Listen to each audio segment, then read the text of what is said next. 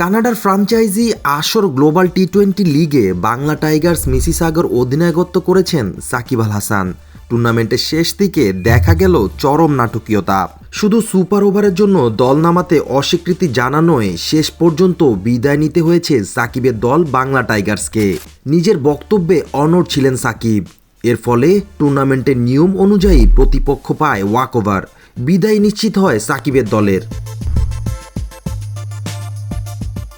League পর্বে তৃতীয় হয়ে শেষ করেছিল বাংলা টাইগার্স, আর চতুর্থ হয়েছিল টরন্টো ন্যাশনালস। এলিমিনেটর ম্যাচে মুখোমুখি হয় এই দুই দল, তবে আবহাওয়া অনুকূলে না থাকায় একটি বলও মাঠে গড়ায়নি। পয়েন্ট টেবিলে এগিয়ে থাকায় পরের পর্বে বাংলা টাইগার্সে চলে যাওয়ার কথা থাকলেও সুপার ওভার খেলাতে চান ম্যাচ অফিসিয়ালরা। ম্যাচ অফিসিয়ালদের প্রস্তাবনা অনুযায়ী সুপার ওভারে যারা জয়ী হবেন তারাই খেলবেন কোয়ালিফায়ারে।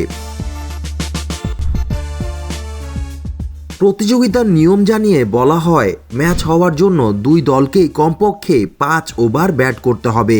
সেটি সম্ভব না হলে বা ম্যাচ টাই হলে সুপার ওভারে ফলাফল নির্ধারণ হবে। তবে এই প্রস্তাব মেনে নেননি বাংলা টাইগার্সের অধিনায়ক সাকিব আল হাসান।